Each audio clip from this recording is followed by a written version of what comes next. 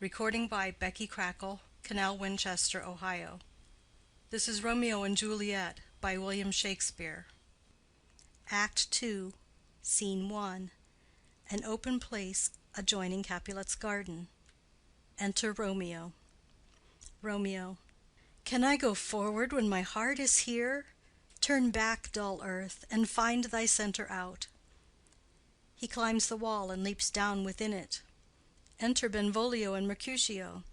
Benvolio. Romeo! My cousin! Romeo! Mercutio. He is wise, and on my life hath stolen him home to bed. Benvolio. He ran this way, and leaped this orchard wall. Call, good Mercutio. Mercutio. Nay, I'll conjure too. Romeo! Humours! Madman! Passion! Lover! Appear thou in the likeness of a sigh, speak but one rhyme, and I am satisfied.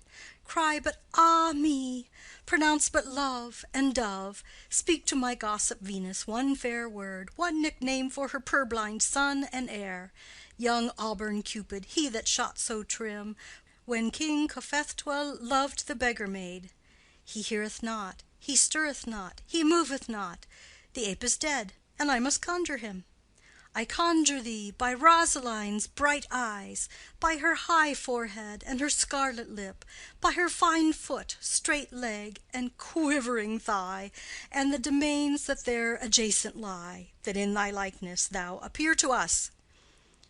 Benvolio. And if he hear thee, thou wilt anger him. Mercutio. This cannot anger him. 'Twould anger him to raise a spirit in his mistress's circle, of some strange nature, letting it there stand till she had laid it and conjured it down. That were some spite. My invocation is fair and honest, and in his mistress's name I conjure only but to raise him up. Benvolio. Come, he hath hid himself among these trees, to be consorted with the humorous night. Blind is his love, and best befits the dark. Mercutio. If love be blind, love cannot hit the mark. Now will he sit under a medlar tree, and wish his mistress were that kind of fruit as maids call medlars when they laugh alone. Romeo, good night. I'll to my truckle bed. This field bed is too cold for me to sleep. Come, shall we go? Benvolio. Go then, for 'tis in vain to seek him here that means not to be found. Exit. Scene 2. Capulet's garden. Enter Romeo. Romeo. He jests at scars that never felt a wound. Juliet appears above at a window. But soft! What light through yonder window breaks? It is the east, and Juliet is the sun. Arise, fair sun, and kill the envious moon, who is already sick and pale with grief, that thou, her maid, art far more fair than she. Be not her maid, since she is envious. Her vestal livery is but sick and green, and none but fools do wear it. Cast it off. It is my lady. Oh, it is my love. Oh, that she knew she were. She speaks, yet she says nothing. What of that? Her eye discourses. I will answer it. I am too bold. 'Tis not to me she speaks. Two of the fairest stars in all the heaven, having some business, do entreat her eyes to twinkle in their spheres till they return. What if her eyes were there, they in her head? The brightness of her cheek would shame those stars, as daylight doth a lamp. Her eyes in heaven would through the airy region stream so bright, that birds would sing and think it were not night. See how she leans her cheek upon her hand. Oh, that I were a glove upon that hand, that I might touch that cheek. Juliet. Ah me! Romeo. She speaks. Oh, speak again, bright angel, for thou art as glorious to this night, being o'er my head, as is a winged messenger of heaven unto the white upturned wondering eyes of mortals that fall back to gaze on him when he bestrides the lazy pacing clouds and sails upon the bosom of the air. Juliet. Oh, Romeo, Romeo! Wherefore art thou Romeo? Deny thy father, and refuse thy name. Or if thou wilt not, be but sworn my love, and I'll no longer be a Capulet. Romeo aside. Shall I hear more, or shall I speak at this? Juliet. 'Tis but thy name that is my enemy. Thou art thyself, though not a Montague. What's Montague? It is nor hand, nor foot, nor arm, nor face, nor any other part belonging to a man. Oh, be some other name. What's in a name? That which we call a rose by any other name would smell as sweet. So Romeo would, were he not Romeo called, retain that dear perfection which he owes without that title. Romeo, doff thy name, and for that name, which is no part of thee, take all myself. Romeo. I take thee at thy word. Call me but love, and I'll be new baptized. Henceforth I never will be Romeo. Juliet. What man art thou, that thus bescreened in night so stumblest on my counsel? Romeo. By a name I know not how to tell thee who I am. My name, dear saint, is hateful to myself, because it is an enemy to thee. Had I it written, I would tear the word. Juliet. My eyes have not yet drunk 100 words of that tongue's utterance, yet I know the sound. Art thou not Romeo, and a Montague? Romeo. Neither, fair saint, if either thee dislike. Juliet. How camest thou hither? Tell me, and wherefore? The orchard walls are high and hard to climb, and the place death, considering who thou art, if any of my kinsmen find thee here. Romeo. With love's light wings did I o'erperch these walls, for stony limits cannot hold love out. And what love can do, that dares love attempt. Therefore thy kinsmen are no let to me. Juliet. If they do see thee, they will murder thee. Romeo. Alack, there lies more peril in thine eye than 20 of their swords. Look thou but sweet, and I am proof against their enmity. Juliet. I would not for the world they saw thee here. Romeo. I have night's cloak to hide me from their sight, and but thou love me, let them find me here. My life were better ended by their hate than death prorogued wanting of thy love. Juliet. By whose direction foundst thou out this place? Romeo. By love, that first did prompt me to inquire. He lent me counsel, and I lent him eyes. I am no pilot, yet wert thou as far as that vast shore washed with the furthest sea, I would venture for such merchandise. Juliet. Thou knowest the mask of night is on my face, else would a maiden blush bepaint my cheek for that which thou hast heard me speak to-night. Fain would I dwell on form, fain deny what I have spoke. But farewell compliment. Dost thou love me? I know thou wilt say aye, and I will take thy word. Yet if thou swearest, thou mayst prove false. At lovers' perjuries they say Jove laughs. O gentle Romeo, if thou dost love, pronounce it faithfully, or if thou thinkest I am too quickly won, I'll frown and be perverse and say thee nay, so thou wilt woo.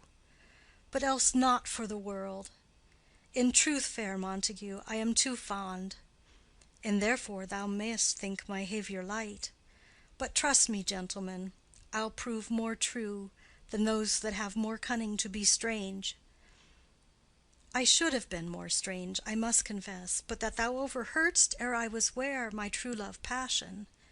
Therefore pardon me, and not impute this yielding to light love, which the dark night hath so discovered. Romeo. Lady, by yonder blessed moon I swear, that tips with silver all these fruit-tree tops. Juliet. Oh, swear not by the moon, the inconstant moon, that monthly changes in her circled orb, lest that thy love prove likewise variable. Romeo. What shall I swear by? Juliet. Do not swear at all. Or if thou wilt, swear by thy gracious self, which is the god of my idolatry, and I'll believe thee. Romeo. If my heart's dear love. Juliet. Well, do not swear. Although I joy in thee, I have no joy of this contract to-night. It is too rash, too unadvised, too sudden, too like the lightning which doth cease to be ere one can say, it lightens.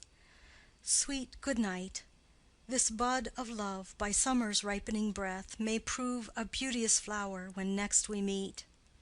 Good night, good night. As sweet repose and rest come to thy heart as that within my breast. Romeo. Oh, wilt thou leave me so unsatisfied?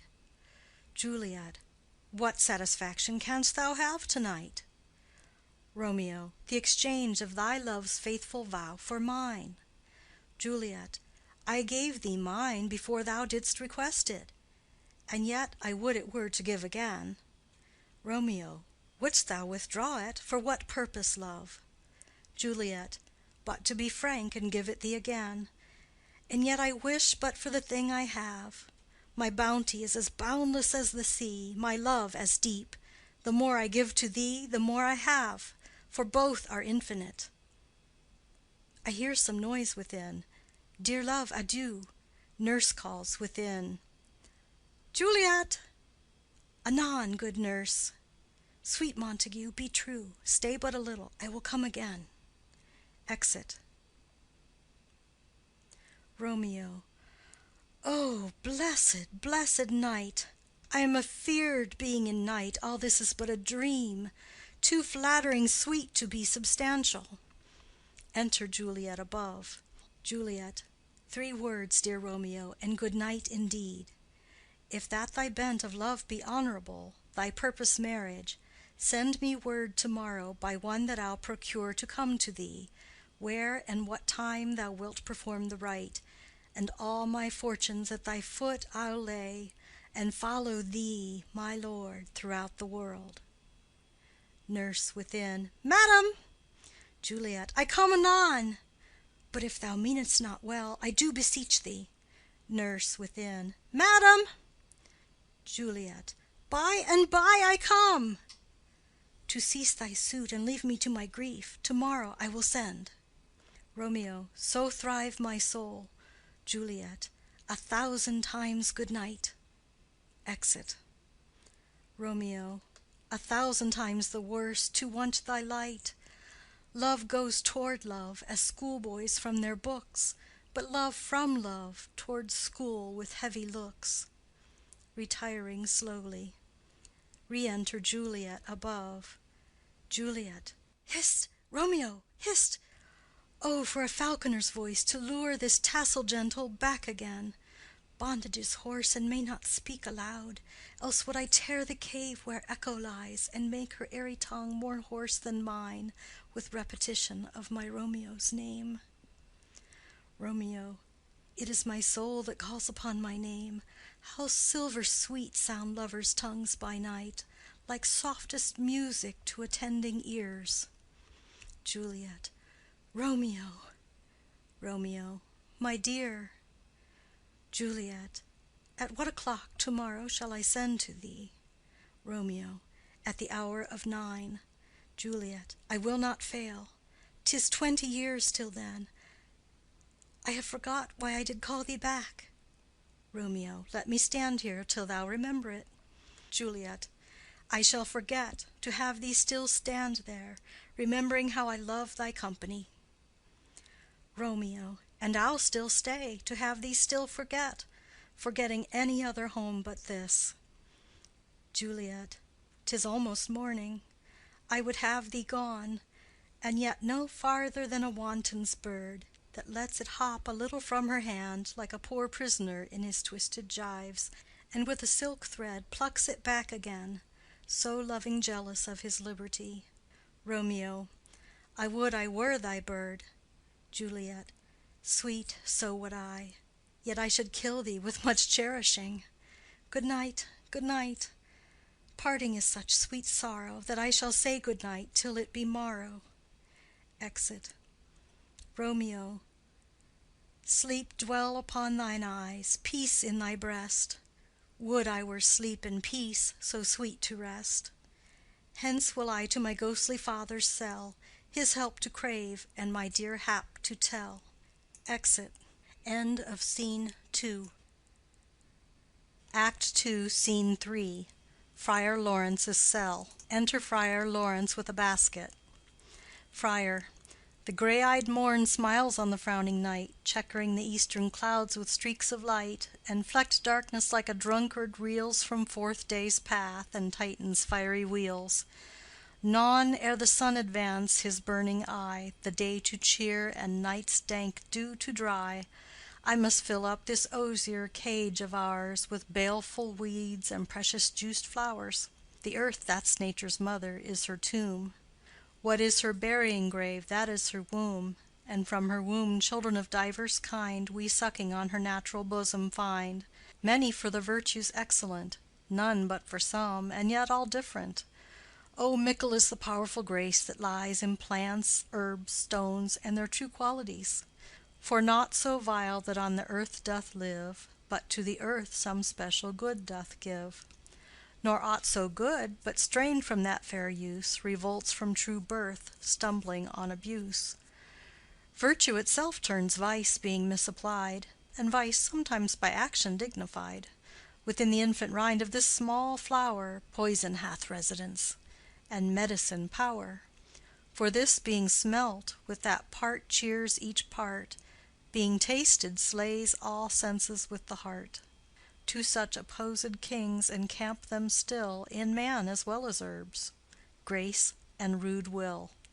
And where the worser is predominant, full soon the canker death eats up that plant. Enter Romeo. Romeo. Good morrow, father. Friar. Benedicite! What early tongue so sweet saluteth me? Young son, it argues a distempered head so soon to bid good morrow to thy bed. Care keeps his watch in every old man's eye, and where care lodges sleep will never lie.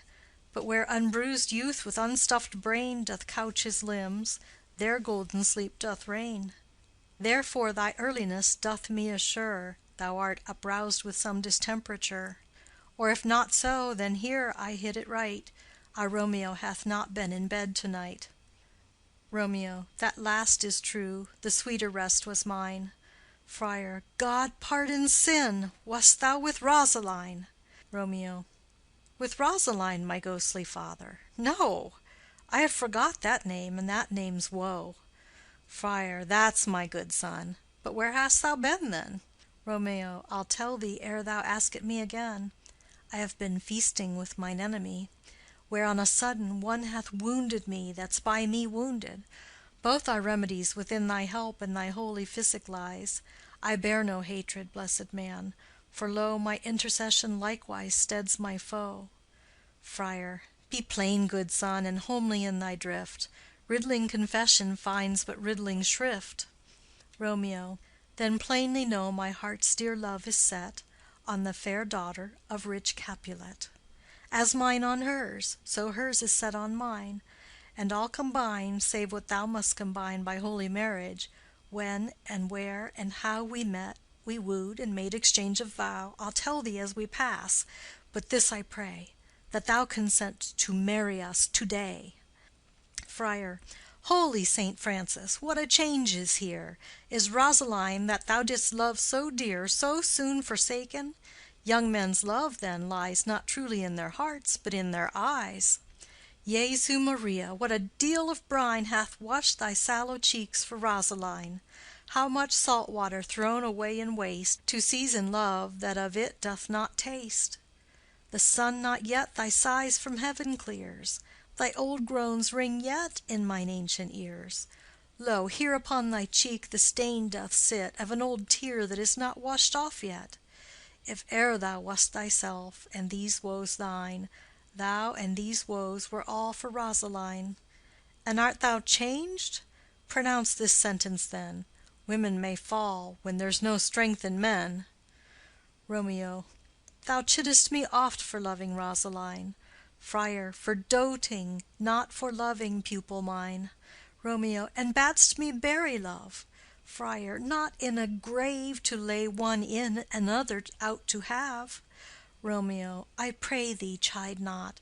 She whom I love now doth grace for grace and love for love allow. The other did not so. Friar. Oh, she knew well thy love did read by rote that could not spell. But come, young waverer, come go with me. In one respect I'll thy assistant be, for this alliance may so happy prove to turn your household's rancour to pure love. Romeo. Oh, let us hence. I stand on sudden haste. Friar. Wisely and slow. They stumble that run fast. Exit. Scene 4. A street. Enter Benvolio and Mercutio. Mercutio. Where the devil should this Romeo be? Came he not home to-night? Benvolio. Not to his father's. I spoke with his man. Mercutio. Ah, that same pale hard-hearted wench, that Rosaline, torments him so that he will sure run mad. Benvolio. Tybalt, the kinsman to old Capulet, hath sent a letter to his father's house. Mercutio. A challenge on my life. Benvolio. Romeo will answer it. Mercutio. Any man that can write may answer a letter. Benvolio. Nay, he will answer the letter's master, how he dares, being dared. Mercutio. Alas, poor Romeo, he is already dead, stabbed with a white wench's black eye, shot through the ear with a love song, the very pin of his heart cleft with the blind bow boy's butt shaft. And is he a man to encounter Tybalt? Benvolio. Why, what is Tybalt? Mercutio. More than prince of cats, I can tell you. Oh, he's the courageous captain of compliments. He fights as you sing prick song, keeps time, distance, and proportion, rests me his minim, rest, 1, 2, and a third in your bosom, the very butcher of a silk button, a duellist, a gentleman of the very first house, of the first and second cause. Ah, the immortal passado, the punto reverso, the hey— Benvolio. The what? Mercutio. The pox of such antic, lisping, affecting fantasticos, these new tuners of accents. By Jesu, a very good blade, a very tall man, a very good whore. Why, is not this a lamentable thing, grandsire, that we should be thus afflicted with these strange flies, these fashion-mongers, these pardon-the-mois, who stand so much on the new form that they cannot sit at ease on the old bench? Oh, their bonds, their bonds! Benvolio. Here comes Romeo, here comes Romeo. Mercutio. Without his roe, like a dried herring. O flesh, flesh, how art thou fishified! Now he is for the numbers that Petrarch flowed in. Laura to his lady was but a kitchen wench. Mary, she had a better love to berhyme her. Dido, a dowdy. Cleopatra, a gypsy. Helen and Hero, Hildings and harlots. Thisbe, a grey eye or so, but not to the purpose. Enter Romeo. Signor Romeo, bonjour. There's a French salutation to your French slop. You gave us the counterfeit fairly last night. Romeo. Good morrow to you both. What counterfeit did I give you? Mercutio. The slip, sir, the slip. Can you not conceive? Romeo. Pardon, good Mercutio, my business was great, and in such a case as mine a man may strain courtesy. Mercutio. That's as much as to say, such a case as yours constrains a man to bow in the hams. Romeo, meaning to curtsy. Mercutio. Thou hast most kindly hit it. Romeo. A most courteous exposition. Mercutio. Nay, I am the very pink of courtesy. Romeo. Pink for flower. Mercutio. Right. Romeo. Why, then is my pump well flowered. Mercutio. Well said. Follow me this jest now till thou hast worn out thy pump, that when the single soul of it is worn, the jest may remain, after the wearing, soul singular. Romeo. O single-souled jest, solely singular for the singleness. Mercutio. Come between us, good Benvolio, my wits faint.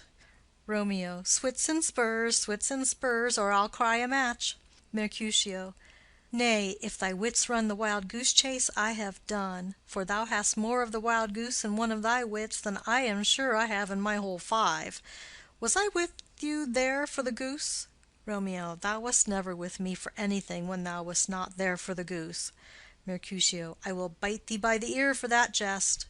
Romeo. Nay, good goose, bite not. Mercutio. Thy wit is a very bitter sweeting. It is a most sharp sauce. Romeo. And is it not then well served in to a sweet goose? Mercutio. Oh, here's a wit of Cheverel that stretches from an inch narrow to an ell broad. Romeo. I stretch it out for that word broad, which added to the goose proves thee far and wide a broad goose. Mercutio. Why, is not this better now than groaning for love? Now art thou sociable, now art thou Romeo, now art thou what thou art, by art as well as by nature. For this driveling love is like a great natural that runs lolling up and down to hide his bauble in a hole. Benvolio. Stop there, stop there. Mercutio. Thou desirest me to stop in my tail against the hair. Benvolio. Thou wouldst else have made thy tail large. Mercutio. Oh, thou art deceived. I would have made it short, for I was come to the whole depth of my tail, and meant indeed to occupy the argument no longer. Romeo. Here's goodly gear. Enter Nurse and Peter. Mercutio. A sail, a sail, a sail. Benvolio. Two, two, a shirt and a smock. Nurse. Peter. Peter. Anon. Nurse. My fan, Peter. Mercutio. Good Peter, to hide her face, for her fan's the fairer face. Nurse. God ye good morrow, gentlemen. Mercutio. God ye good den, fair gentlewoman. Nurse. Is it good den? Mercutio. 'Tis no less, I tell ye, for the body hand of the dial is now upon the prick of noon. Nurse. Out upon you! What a man are you! Romeo. One gentlewoman that God hath made for himself to mar. Nurse. By my troth, it is well said. For himself to mar, quoth they. Gentlemen, can any of you tell me where I may find the young Romeo? Romeo. I can tell you, but young Romeo will be older when you have found him than he was when you sought him. I am the youngest of that name, for fault of a worse. Nurse. You say well? Mercutio. Yea, is the worst well? Very well took, in faith, wisely, wisely. Nurse. If you be he, sir, I desire some confidence with you. Benvolio. She will invite him to some supper. Mercutio. A bod, a bod, a bod, so ho. Romeo. What hast thou found? Mercutio. No hare, sir, unless a hare, sir, in a Lenten pie that is something stale and hoar ere it be spent. He sings. An old hare whore, an old hare whore, is very good meat in Lent, but a hare that is hoar is too much for a score when it whores ere it be spent. Romeo. Will you come to your father's? We'll to dinner thither. Romeo. I will follow you. Mercutio. Farewell, ancient lady, farewell. Lady, lady, lady. Exit Mercutio and Benvolio. Nurse. Marry, farewell. I pray you, sir, what saucy merchant was this that was so full of his ropery? Romeo. A gentleman, nurse, that loves to hear himself talk, and will speak more in a minute than he will stand to in a month. Nurse. An he speak anything against me, I'll take him down, and 8 were lustier than he is, and 20 such jacks. And if I cannot, I'll find those that shall. Scurvy knave! I am none of his flirt gills, I am none of his skeins mates, and thou must stand by too, and suffer every knave to use me at his pleasure. Peter. I saw no man use you at his pleasure. If I had, my weapon should quickly have been out, I warrant you. I dare draw as soon as any other man, if I see occasion, in a good quarrel, and the law is on my side. Nurse. Now, afore God, I am so vexed that every part about me quivers. Scurvy knave! Pray you, sir, a word. And as I told you, my young lady bid me inquire you out. What she bade me say, I will keep to myself. But first let me tell ye, if ye should lead her into a fool's paradise, as they say, it were a very gross kind of behavior, as they say. For the gentlewoman is young, and therefore if you should deal double with her, truly it were an ill thing to be offered to any gentlewoman, and very weak dealing. Romeo. Nurse, commend me to thy lady and mistress, I protest unto thee. Nurse. Good heart, and of faith I will tell her as much. Lord, Lord, she will be a joyful woman. Romeo. What wilt thou tell her, nurse? Thou dost not mark me. Nurse. I will tell her, sir, that you do protest. which, as I take it, is a gentlemanlike offer. Romeo, bid her devise some means to come to Shrift this afternoon, and there she shall, at Friar Lawrence's cell, be shrived and married.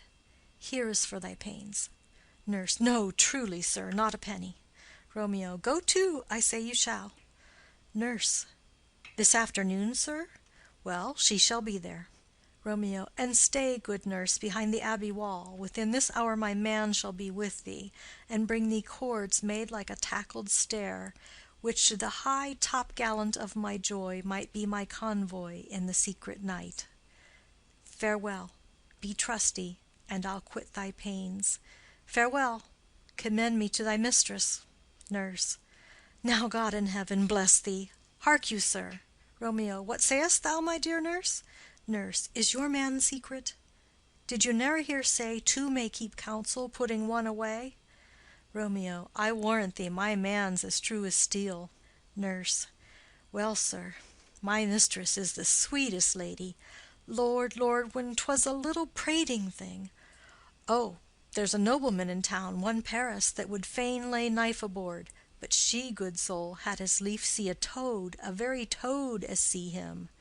I anger her sometimes, and tell her that Paris is the properer man, but I'll warrant you, when I say so, she looks as pale as any clout in the versal world. Doth not Rosemary and Romeo begin both with a letter? Romeo. Ay, nurse. What of that? Both with an R. Nurse. Ah, mocker, that's the dog's name. R is for the dog. No, I know it begins with some other letter. And she hath the prettiest sensuousness of it, of you and Rosemary, that it would do you good to hear it. Romeo. Commend me to thy lady. Nurse. 1,000 times. Exit Romeo. Peter. Peter. Anon. Nurse. Peter, take my fan and go before. Exit. End of Scene 4, Act 2, Scene 5. Capulet's garden. Enter Juliet. Juliet. The clock struck 9 when I did send the nurse. In half an hour she promised to return. Perchance she cannot meet him. That's not so. Oh, she is lame. Love's herald should be thoughts which 10 times faster glide than the sun's beams, driving back shadows over lowering hills. Therefore do nimble-pinioned doves draw love, and therefore hath the wind-swift Cupid wings. Now is the sun upon the highmost hill of this day's journey, and from 9 till 12 is 3 long hours, yet she is not come. Had she affections and warm youthful blood, she'd be as swift in motion as a ball. My words would bandy her to my sweet love, and his to me.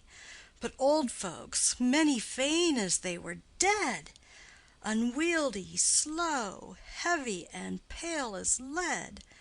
Oh God, she comes. Enter nurse and Peter. Oh, honey nurse, what news? Hast thou met with him? Send thy man away. Nurse. Peter, stay at the gate. Exit Peter. Juliet. Now, good sweet nurse, O Lord, why lookest thou sad? Though news be sad, yet tell them merrily. If good, thou shamest the music of sweet news by playing it to me with so sour a face. Nurse. I am a-weary, give me leave a while. Fie, how my bones ache! What a jaunt have I had!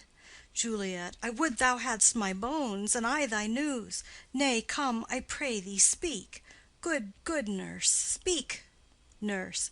Jesu, what haste! Can you not stay a while? Do you not see that I am out of breath? Juliet. How art thou out of breath, when thou hast breath to say to me that thou art out of breath? The excuse that thou dost make in this delay is longer than the tale thou dost excuse. Is thy news good or bad? Answer to that. Say either, and I'll stay the circumstance. Let me be satisfied. Is it good or bad? Nurse. Well, you have made a simple choice. You know not how to choose a man. Romeo, no, not he. Though his face be better than any man's, yet his leg excels all men's. And for a hand and a foot and a body, though they be not to be talked on, yet they are past compare. He is not the flower of courtesy, but I'll warrant him as gentle as a lamb. Go thy ways, wench, serve God. What, have you dined at home? Juliet. No, no, but all this did I know before. What says he of our marriage? What of that? Nurse. Lord, how my head aches! What a head have I! It beats as it would fall in 20 pieces. My back on the other side! Oh, my back, my back! Beshrew your heart for sending me about to catch my death with jouncing up and down. Juliet. In faith, I am sorry that thou art not well. Sweet, sweet, sweet nurse, tell me what says my love. Nurse. Your love says, like an honest gentleman, and a courteous, and a kind, and a handsome, and I warrant a virtuous. Where's your mother? Juliet. Where is my mother? Why, she is within. Where should she be? How oddly thou repliest.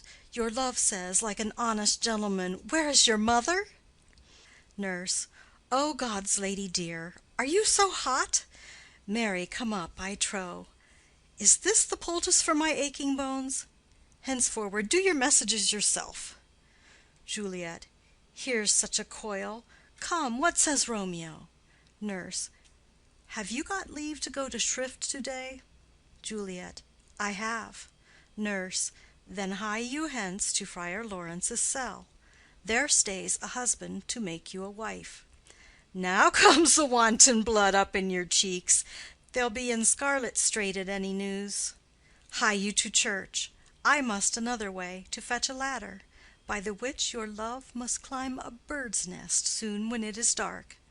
I am the drudge, and toil in your delight, but you shall bear the burden soon at night. Go, I'll to dinner. Hie you to the cell. Juliet. Hie to high fortune! Honest nurse, farewell.